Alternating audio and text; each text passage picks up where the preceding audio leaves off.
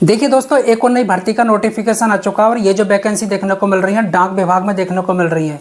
India post payment bank भर्ती 2025 इसका notification आ चुका है। आप पूरी तरीके से यहाँ पर एलिजिबल हैं, आप आवेदन कर सकते हैं। कितनी फॉर्म फीस लगने वाली है, क्या सिलेक्शन प्रोसेस रहेगा, आपको कितनी सैलरी मिलेगी, कितनी एज मांगी जा रही है, ए टू जेड मैं आपको यहाँ पर बतलाने वाला हूँ। वीडियो के एंड तक आपको बने रहना है। बहुत शानदार वैकेंसी है। अगर एक बार यहाँ पर आपका सिलेक्शन हो गया तो आप यहाँ पर रहकर किसी और पोस्ट के लिए भी तैयारी कर सकते हैं और यहाँ पर अच्छी खासी सैलरी उठा सकते हैं। चलिए शुरू करते हैं। देखिए, परीक्षा होगी कि नहीं होगी, यहाँ पर एग्ज़ाम होगा कि नहीं होगा, नहीं, आपका यहाँ पर कोई भी एग्ज़ाम नहीं होने वाला, कोई भी लिखित परीक्षा नहीं होने वाली। अब वेतन की बात करेंगे। देखिए, आपको जो वेतन मिलेगा यहाँ पर इन हैंड आपके हाथ में 30,000 रुपये मिलेंगे। मतलब आपके अकाउंट में, कहने का मतलब ये है यहाँ पर आपको ना तो टीए मिलेगा, ना डीए मिलेगा और ना एचआरए मिलेगा। आपको जो सैलरी मिलेगी इन हैंड 30,000 रुपये मिलेगी। जैसे जैसे आप पुराने होते चले जाएंगे आपकी सैलरी भी बढ़ती चली जाएगी, इसमें कोई दिक्कत वाली बात नहीं है। आगे अपने राज्य में अगर आपका मन है कि हमको अपने ही राज्य में जॉब करनी है, अपने ही स्टेट में करनी है, तो आप अपने ही राज्य से फॉर्म अप्लाई कर सकते हैं। अगर आपको दूसरे राज्य से करनी है तो दूसरे राज्य में भी फॉर्म अप्लाई कर सकते हैं। ये भी मैं आपको बतलाऊंगा कहाँ पर आपको फॉर्म अप्लाई करना चाहिए, क्या रहेगा पूरा प्रोसेस, वो मैं आपको यहाँ पर बतलाऊंगा। किस तरीके से आपका सिलेक्शन होगा और क्या क्या मांगा जाएगा, कहाँ से भरना चाहिए। देखिए, मैं आपको यहाँ पर डिटेल में बतला देता हूँ। आपको जो फॉर्म है, आपको जो फॉर्म अप्लाई करना चाहिए अपने ही स्टेट से करना चाहिए। ऐसा क्यों? अगर आप अपने स्टेट से अप्लाई करते हैं तो आपको ज़्यादा प्राथमिकता दी जाएगी, आपको पहले सेलेक्ट किया जाएगा। देखिए होता क्या है, मानकर चलो मैं उत्तर प्रदेश का हूँ और मैं राजस्थान से जो है फॉर्म अप्लाई कर देता हूँ, तो मुझको पहले प्राथमिकता नहीं दी जाएगी, मुझको पहले सेलेक्ट नहीं किया जाएगा। जो उस स्टेट का बंदा होगा, जो उस स्टेट का कैंडिडेट होगा, उसको पहले सेलेक्ट किया जाएगा परसेंटेज के आधार पर। मानकर चलो मैं राजस्थान में अप्लाई कर देता हूँ फॉर्म, मेरी ग्रेजुएशन में 95% है और एक कैंडिडेट जो राजस्थान का ही है उसकी भी ग्रेजुएशन में 95% है, तो मुझको पहले सेलेक्ट नहीं किया जाएगा। पहले जो सेलेक्ट किया जाएगा उसी स्टेट के कैंडिडेट को सेलेक्ट किया जाएगा। इसी को कहते हैं प्राथमिकता। तो आपको जो है अपने ही स्टेट में फॉर्म अप्लाई करना चाहिए जिससे कि आपको प्राथमिकता मिले। क्या क्या लगेगा इसमें, मतलब कौन कौन से डॉक्यूमेंट लगने वाले हैं, वही मैं आपको बताऊंगा। आरक्षण कैसे मिलेगा, आरक्षण का मतलब यही है जो मैंने आपको यहाँ पर बतलाया। आपको जो है अपने ही स्टेट में फॉर्म अप्लाई करना चाहिए जिससे कि आपको प्राथमिकता मिले। ओके, जरूरी जानकारी यही मैं आपको बतलाने वाला हूँ, ध्यान से सुनना। विभाग की बात करेंगे। सबसे पहले ये जो वैकेंसी देखने को मिल रही है डाक विभाग में देखने को मिल रही है। ओके, पद नियम की बात करेंगे। आपको जो सेलेक्ट किया जाएगा एग्जीक्यूटिव के तौर पर सेलेक्ट किया जाएगा। उम्र सीमा की बात करते हैं, यूआर जर्नल वाले मिनिमम 21 साल होनी चाहिए और मैक्सिमम 35 साल, मिनिमम एज और मैक्सिमम एज। जैसा कि आपको पता है ओबीसी वालों को 3 साल की छूट मिलेगी, एससी एसटी वालों को 5 साल की छूट मिलने वाली है। फॉर्म फीस की बात करेंगे। अगर आप जनरल से आते हैं, ओबीसी से आते हैं, ईडब्ल्यूएस से आते हैं तो फॉर्म भरने के लिए आपके 750 रुपये लगने वाले हैं। बाकी एससी एसटी या किसी भी कैटेगरी की गर्ल हैं या फिजिकली हैंडीकैप कोई कैंडिडेट है तो उसके 150 रुपये यहाँ पर लगने वाले हैं फॉर्म भरने के लिए। अप्लाई डेट की बात करते हैं। आप इसका आवेदन 1 मार्च से लेकर 21 मार्च 2025 तक कर सकते हैं, आपके पास काफ़ी टाइम है। योग्यता की बात करेंगे। आपने किसी भी स्ट्रीम में स्नातक कर रखा है, ग्रेजुएशन कर रखा है, तो आप यहाँ पर पूरी तरीके से एलिजिबल हैं, आप यहाँ पर फॉर्म भर सकते हैं, ग्रेजुएशन। ओके, आगे बात करते हैं सैलरी की। ना तो आपको टीए मिलेगा, ना डीए मिलेगा और ना एचआरए मिलेगा।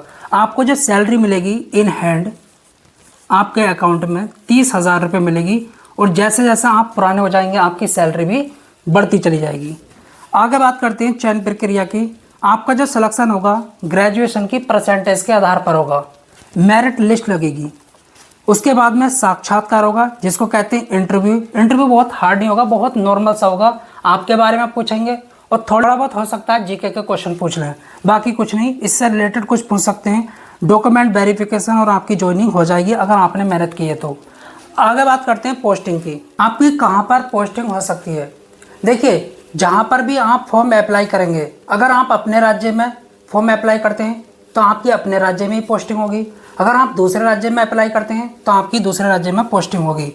मैं आपसे यही कहना चाहूँगा, आप जो है अपने राज्य में ही फॉर्म अप्लाई करें, जिससे कि आपको प्राथमिकता मिले, आपका सिलेक्शन पहले हो, जैसा कि मैंने आपको यहाँ पर बतलाया था। आगे बात करते हैं कितने घंटे आपको काम करना होगा। देखिए, आपको यहाँ पर मिनिमम 8 घंटे काम करना होगा और मैक्सिमम 9 घंटे, इससे ज़्यादा नहीं। आराम से 10 बजे जाएंगे, 6 बजे या फिर 5 बजे आपकी छुट्टी हो जाएगी। अगर बात करते हैं अन्य परीक्षा की तैयारी। देखिए, यहाँ पर आपके पास एक शानदार अपॉर्चुनिटी है। आप यहाँ पर रहकर किसी और पोस्ट के लिए, किसी अच्छी वैकेंसी के लिए तैयारी कर सकते हैं, क्योंकि यहाँ पर आपको 30,000 सैलरी मिलेगी। आगे बात करेंगे प्रमोशन की। यहाँ पर आपका प्रमोशन भी होगा, सभी चीज़ें होती हैं। सिलेक्शन प्रोसेस की बात कर लेते हैं। देखिए, आपका जो सिलेक्शन होगा ग्रेजुएशन की परसेंटेज के आधार पर होगा। जिसकी ज़्यादा परसेंटेज होगी उसको प्राथमिकता मिलेगी, उसको पहले सेलेक्ट किया जाएगा। उसके बाद में आपका इंटरव्यू होगा, जिसको कहते हैं साक्षात्कार। ये बहुत नॉर्मल होगा, आपके बारे में पूछेंगे और हो सकता है थोड़े बहुत जीके का क्वेश्चन पूछ लें। उसके बाद में डॉक्यूमेंट वेरिफिकेशन होगा, ये तो ज़रूरी है, जिससे कि पता चल जाए कि कैंडिडेट वही है जिसने अप्लाई किया या नहीं किया है। अगर आपका सब कुछ अच्छा जाता है तो आपकी फाइनल ज्वाइनिंग हो जाएगी। अब यहाँ पर काम क्या करना होगा, ये बहुत ज़रूरी है, ध्यान से सुनना। आपको जब सेलेक्ट किया जाएगा, एग्जीक्यूटिव के तौर पर सेलेक्ट किया जाएगा, तो आपको बहुत ज़्यादा काम करना होगा। इतना ज़्यादा नहीं, ऐसा नहीं होता कि बहुत ज़्यादा काम होता है, ये तो मैं बता रहा हूँ। लेकिन आपको जो है 7-8 तरीके के काम करने होंगे। जैसे कि पहला काम, ध्यान से सुनना, पहला काम है बैंकिंग का। बैंक से रिलेटेड है ये वैकेंसी, तो बैंकिंग का काम तो आपको करना ही होगा। बैंकिंग ये करना होगा, जैसे कि अकाउंट खोलना, अकाउंट बंद करना, रेवेन्यू का हिसाब, जो रेवेन्यू होता है, जो पैसा होता है, उसका हिसाब रखना। आगे बात करते हैं, जैसे कि टिकट का हिसाब रखना, टिकट कितने आए कितने गए, ये सब कुछ। और जो जीडीएस में कैंडिडेट सेलेक्ट होता है उसको ट्रेनिंग देना, किस तरीके से आपको काम करना है। और यहाँ पर जो सरकारी योजनाएं आती हैं उसके बारे में लोगों को अवेयर करना, घर घर जाकर बतलाना, ये सब काम रहता है। कभी कभी आती हैं कस्टमर जो होते हैं उनको जो है ऐड करना, उनको जोड़ना, उनको बुलाना, स्कीमों के बारे में बतलाना, जिससे कि यहाँ पर खाता खुलवाएं लोग। तो ये अब देखिए, यहाँ पर बात कर लेते हैं टोटल कितनी वैकेंसी हैं, कितनी पोस्ट हैं। अगर मैं यहाँ पर वैकेंसी की बात करूँ तो 14 राज्यों में 51 वैकेंसी देखने को मिल रही हैं, बहुत कम है। लेकिन आपको जो फाइट करनी है सिर्फ एक सीट के लिए करनी है। अगर आपकी परसेंटेज अच्छी है तो आप ज़रूर अप्लाई करें, आपका सिलेक्शन हो सकता है। ये मैंने आपको बता दिया कितने राज्यों में, 14 राज्यों में 51 वैकेंसी देखने को मिल रही हैं। अब ये बात कर लेते हैं, ये जो वैकेंसी है परमानेंट गवर्नमेंट है या फिर आपकी कॉन्ट्रैक्ट बेस्ड है।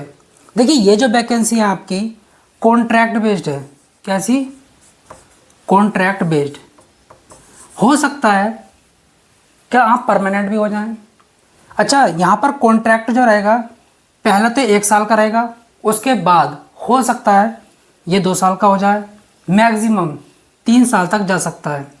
और ये भी हो सकता है कि आपको परमानेंट जो है सेलेक्ट कर लिया जाए, क्योंकि पुराने बंदों को कोई भी छोड़ना नहीं चाहता, क्योंकि पुराने बंदे अच्छे तरीके से काम करते हैं, उनको नॉलेज होती है, उनको पता होता है किस तरीके से काम करना होता है।